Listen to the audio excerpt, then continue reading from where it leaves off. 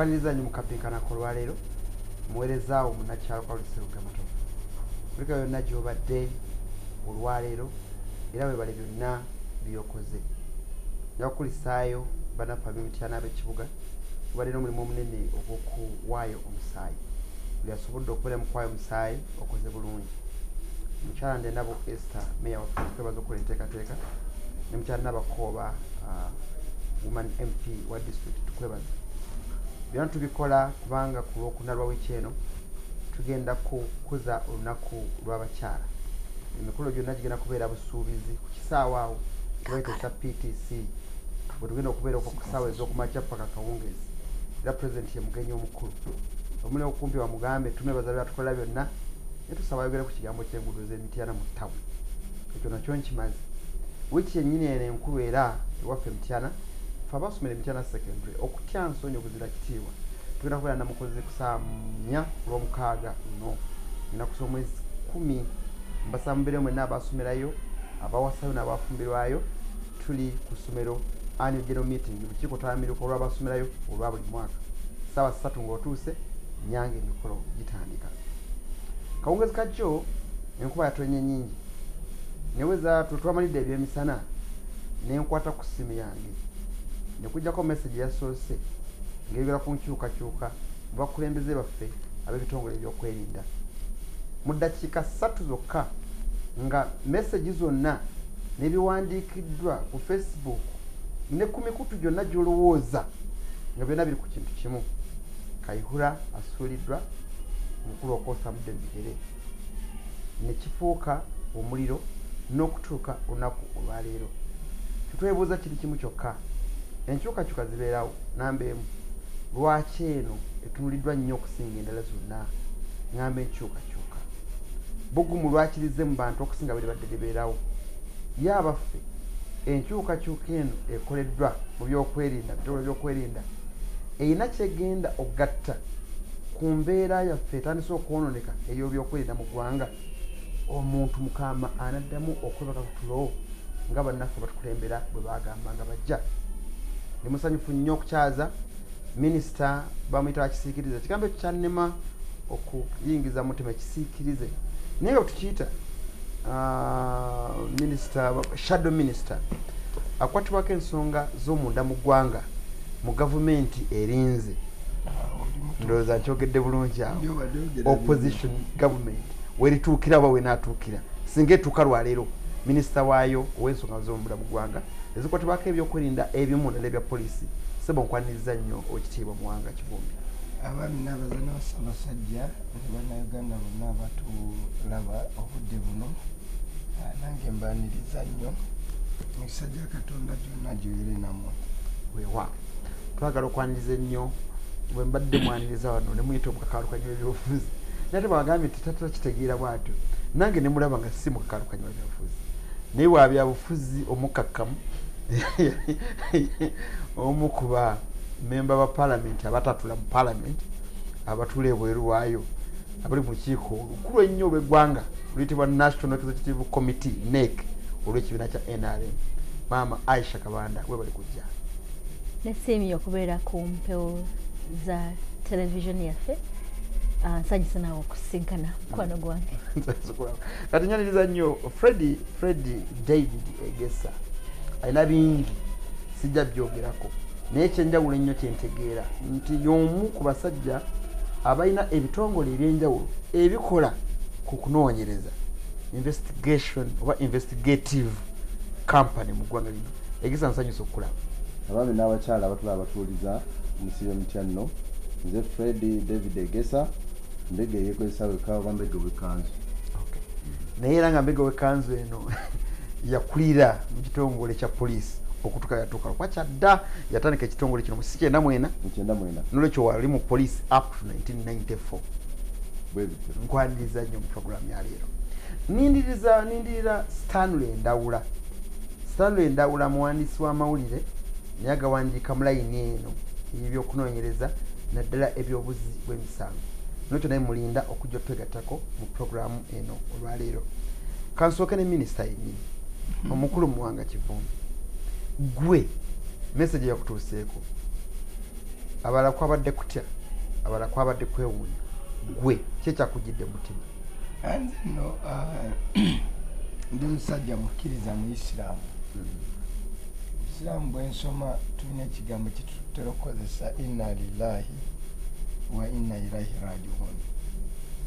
katonda yatuwa ate yatujjako bw'aba asiimye tukikozesa emirundi eki esatu abasinga balowooza tukikozesa mu kufa yes kituufu bw'ofiirwako omwagalwawo yenna okozesa ekigambo ekyo naye ne bw'osanga omusajja abadde omugagga n'ayavuwala naye mugumye n'ekigambo ekyo timungu yakuwa era yakujjako n'omulundi ogulaba osanga omuntu abadde mu buyinza mu kifo ekyobuvunaanyizibwa mu kitiibwa nga kimuvuddeko omugumya timukama yatuwa era yatujjako nolwekyo ate nze era mukkiriza kwange omuntu bw'amala okufa togeranga nnyo bibi mwogerenga nnyo ku birungi byaba akoze bamusaasirire okwo enalawalizi mulimbe no yogera teri muntu atalinaako birungi oyinza okuba olina ebibi biyitirivu naye waliwo ebiki ebirungi kwaki oba oyagala katonda asinzire ku ebyo bye yakola ebirungi amusaasire kati mwe abasinga essaawa eno muyinza ogitwala nti mugenda kwogera amafuukule kutumukunde kukayihula beetaaga busaasizi ku ssaawa zino gwe tomanyi mbeera yazzeeka abadde n'abasirikale abadde n'abaki n'ebitiibwa bukedde ku makya ebyo byonna tebiriiwo ayinza nokwabadde n'ebyuma ebyenjawulo ebyempuliziganya ng'ono babimanyi ebimuliziganya buli ggwanga lyonna nga bwabiraba ewambabazi byonna bayinza okuba babikukumbyewo dda wadde asigadde nga jeno mu magye asigaza ebimu ku ebyo nolwekyo beetaaga okusaasira naye ng'ogjeeko ebyo oddayo n'okuba ekifaananyi ekinene tutuuse tutya wano bino kambi kugambe wammanga ku mulembe gwa General Kale Kayihura police lwesinze okuzimba police station ne police headquarter etegerekeka ku mulembe gwa Kale Kayihura police lwesinze okubeera ne equipment ebyuma eby'omulembe n'okubeera nga ebiina ku mulembe gwa Kale Kayihura bw'osinze okulaba nga bayingiza abaana abaasoma mu magye mu poliisi ne mu bitongole ebyenjawulo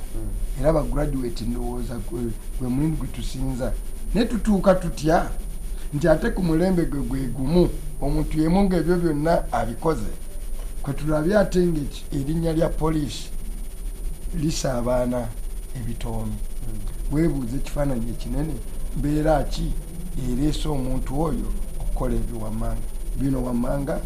bulijjo byetumanyi kyokusooka poliisi ya Uganda ekyali mu kifaananyi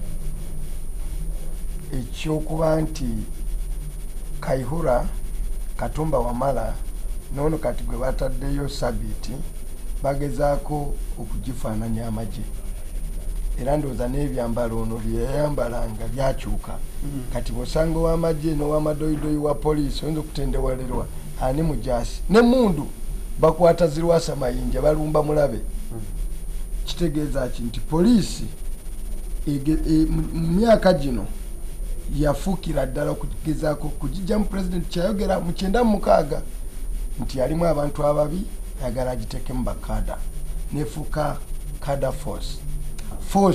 nga tegendereddwamu kukola mulimu mulala gwonna naye okukuuma n'okunyweza NRM ne pulezidenti Yoweri Museveni mu buyinza awo wekalumanywera bwakola ki bwava kati mu lutalo olwo lwe luleetedde inspector general yandibadde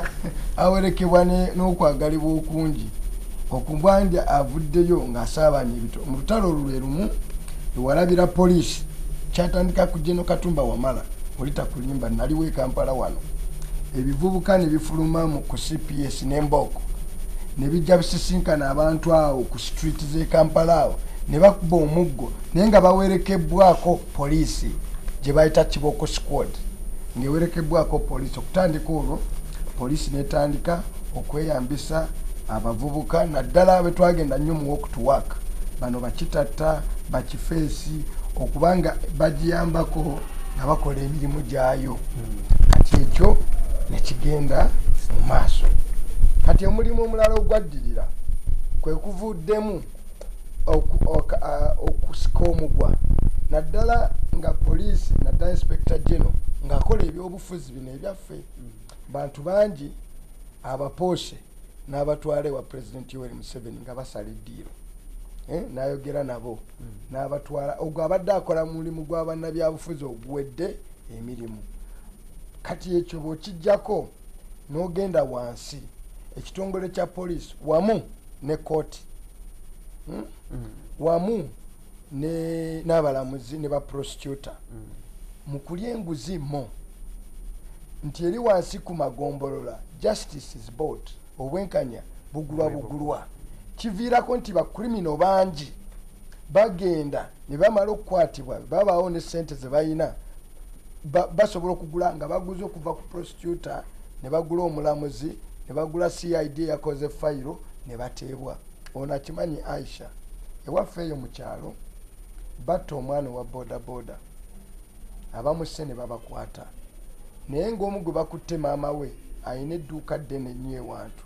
ayinawo kasente wenjogerera abo baabata bali mu kuyita bwe twagenda okunoonyereza n'akakomiti ya defense esembabule ekimu ku kyavangayo sesembabule ene bukomansimbi ekimu kibavangayo nti abantu ababa batigomya be baba badde mu system ne bateebwa ate be bamala mu poliisi basangamu ababbi abalala be babata ne bagenda wansi kyekireese ekyo nguzi kati enguzi ebyobufuzi okuteeka bannamagye mu magye ne bajjamu abapoliisi kyekireese embeera etuuse okutwala inspector general eyali yandibadde akoze omulimu omulungi nga nabugise muki webale nnyo owekitiibwa Muwanga Kivumbi naye era njagala okwaniriza muganda wange omulangira Ndawula Stanley minisita okuva ewaka Muswaga naye ng'ekimundeesezza wano mu puroguramu eno ekisingira ddala obukulu kyekyokubanga nti ebintu byonna bw'obanga okusoma essomo bayita kayihura izimu oba okumanya obwakayihura ebbanga namaze naye mu mawulire y'omu ku baasooka okutulaga nti mukulu asinga ddala okukola obulungi gwe yalowooza yalisinze okukola obulungi mukulu kayihura naye y'omu mukulu kayihura wagenza okuviira mu ofiisi ng'abo omu bwasinkana munne ng'agenda mu lifuti omulala alindako owingira mu lifuti ngenda kubuuza ekibuuzo kye kimu wadde wakatuuka omukulu Ndawula kibuuzo kye kimu mu luzungu bakita legacy kyeki biki byetusobola okujjukira ku mulembe gwa Kayihura ogw'emyaka 13 mukama waffe nga yakulira ekitongole kya poliisi nsooka kwetonda okutuuka leeti ng'ate abantu bonna nabo bantu bavunaanyizibwa okulusinga bananyisa ba Ssungu naye mu byonna General Kayihura agenze era ndi musanyufu ng'oli musanyufu nnyo ngeri gyayogeddemu agenze olw'ensonga buli kintu kyonna ekiri mu Uganda kati buli kintu kyonna ekiri mu Uganda kati bannayuganda kiba complainingako kiba emulugunyako kikolebwa poliisi yajja yali muntu mulungi omukulu oyo yatandika legase ye yali nungi nnyo yajja n'akola ki n'atandika okukola yakola bulungi okutuuka 2 ndowooza 11 210 n'ayingirwamu ebizibu oba ntegereka nayingirwamu ekizibu nti natandika okuwuliriza kye bayita olugambo. Mukulu w'egesa kitegeera bulungi nnyo nti mu intelligence mu kunoonyereza ekigambo lugambo kyosooka okukola ki okwejjaku. Nayingirwamu omukulu Honorable kyabadde agamba politics. Owa poliisi era njagala okuyozaayoza ennyo mukulu Ochola nti ne bw'ataamaleeko bbanga ddene naye ekifo kye bamuwadde kimugwanidde. Kale ffe abantu ffe tunaamulemesa n'abapoliisi banaamukola ki be banaamulemesa naye nga ye poliisi yennyini gyetwalikola ki gye twali tusuubira. Nayingirwamu ebyobufuzi, nayingira mu byobusuubuzi. Nze enkyantabula n'egundi ne mukulu Kaihura yali mada ya Wamala. Wamala mada up to now it is not solved. Naye nga buli kintu kiri ku mmeeza. N'ogikwasa muzeeyi Egesa kati enkya okwata buli muntu n'omuteeka munda. Because the file is okay. So njagala tutegeere nti ekitongole kya poliisi mu bitongole byonna ebikwata mundu kyekiri next to people. Kyekiriraanya abantu. Madamu Aisha Kabanda ali wano naye nkutegeeza amazima gennyini naye kennyini alina complaints ku poliisi. Mukulu Kibumbi ali wano naye alina complaints ku poliisi. Naawe kennyini Kalooli olina complaints ku poliisi oba traffic oba what. Mu mbeera yonna poliisi era bwe waba nga waliwo omuntu akyayisizza President Museveni mu ggwanga lino, bwe waba nga waliwo omuntu akyayisizza government mu ggwanga lino, bamuyita Mwami Kayihura ne operation ze z'abadde akola. So balowooza nti ate ne wayogedde mbudde byatandikira byogamba nga nsobi byatandikira wennyini awo nti kwali kukola nnyo kumalawo nsonga nga za walk to work okwekalakasa okungi ate gwe bwogamba nti akyayisiza president ate nga bala bagamba nti ayambye president okusigalawo ng'akola emirimu gye mba sikutegeera bulungi. Ayambye president okusigalawo mu maanyi. Kayihura omulimu gwasinza okukola omunene nnyo ku promoting abakulu bano abali mu byobufuzi ate gwasinza okukola. John alabye bamuganya okwogera mu baana ba university Dr. Besigye naye ate yabadde mu kuziika ne minister former minister wa security n'amuwaana. Ntegeereke kuba n'omugaana okugenda okulya ekyemisana kye oba yagadde kirya okay oba akoze nti amobilize abantu bagende balye naye it is okay. Gwe nga poliisi kiki olina okukola ku Munnayuganda asazeewo okugenda okulira mu wino? Abagamba nti gwanyiiganga muntu nga Stanley. Kati bwe bannanyiiganga muntu Nixon aliwa kuba gwe natandikirako. Abaana ba Kabanda bavudde wano Bayisa alinayitwe bavudde wano bagenze bamutwala mu ICC. Ekyo kya buntu nti nze nanyiiganga muntu. Nanyiiga abantu batwala omuntu mu ICC nze nabawa evidence nti bakwata Abanyarwanda ne babazzayo nga tebakkiriza. Uganda kyenjagala mumanye Uganda y'emu ku nsi ezitenderezebwa okuwa obubuddamu okubudamya abaki abantu. Ne Uganda ne sente zeefuna kyamukisa mulungi nti mbyogera mu Luganda bannaffe abazituwa bayinza okukola butakola ki obutanyiiga. Sente zetufuna wano mu ba refugees wakamala tetunaweza na mwaka nga refugees bonna internationally bazze wano oba I think it was Munyonyo ne bajja president ne bamutendereza Uganda ne bagitendereza okukwata ba refugees obuki obulungi. Abantu 100 Mwami Kalooli abantu babiri bamala okutwala mu ICC ne abantu 30 ng'otwala ozzaayo ng'omanyi gy'obazza ddala waliyo obuzibu. Kyokka gwe bawa ssente zikuuma ba refugees. Mbirabye mu mawulire New Vision ebikubye wano bukedde. abantu kati twatanze n'okulya ghosts mu ba refugees. Kiki ekitegeeza nti refugee camps bafuna ssente. Uganda nga Uganda tufuna ssente ku lw'aba refugees bano. Kati baba tutte Rwanda nkugambye alo Mr. President ekintu kino kiriwo eki ng'ogamba kiri personal. President yennyini yagamba nga 19 March mulumbe lw'omugenzi Kaweesi n'agamba poliisi yayingirirwa baki ba criminals. Oba ntegereka poliisi eyingirirwa poliisi gwe nga munnamawulire olina kukola ki? Kyekintu kye twakola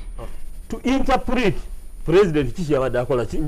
Kyabadde ategeeza. Njagala okole bulletin nga zitwalinga mu notice. Ebintu bisatu babina bye tujjukirako omukulu Kayihura n'obukulembeze bwa poliisi. Tandika n'ekisooka. Bikulu nembyogedde. Ekisooka ya politicizing police. Ekyokubiri ya militarizing police. Ekyokusatu ya criminalizing police. Gona abinnyonnyola abatulaba. Ekyokuna nebokoma kijja kubuzanga bya max n'ekirala bibiri byokka byolowooza byakoze obulungi. Onakiddamu programu ng'eggwe. Nedda sijja kiddamu kuba sibirabawo olw'ensonga nti yayoza bulungi nnyo bambi naye nayanika muki mutaka. Mutaka. Tuli ku Bukedde, tuli mu programu ya Kabbinkano. Asobola okuweereza message ogiweereza ku ssimu ya Kalole ey'omu ngalo 7725 ogiweereza ku Bukedde TV ya Kabbinkano. Ogiweereza message ya bulijjo ku Bukedde TV, kola Bukedde TV tuwandiiseeko ndabako abantu nga 12 abakugendako. Oba osobola ogiweereza ku 8338 eya message ya bulijjo. Nkwadde emikutu mingi mu mulembe oguliwo okusobola okulaba kyogamba. Tuwulidde minisita waffe ow'ekisiikirize manyi wa gavumenti erinze ne tuwuliriza ekivudde ewa Stanley Ndawula bwe bugambye nti amaze ebbanga ng'awandiika ku nsonga za poliisi era nakati ye omu ku bakatuuka mu studio muno n'ayogera mu lwatu nti ye musanyufu. Kati katulinde omuganda omumanyi naze Kabanda then nkulengesa nga tumaze okunywa ku lwendo lw'amazzi katudde.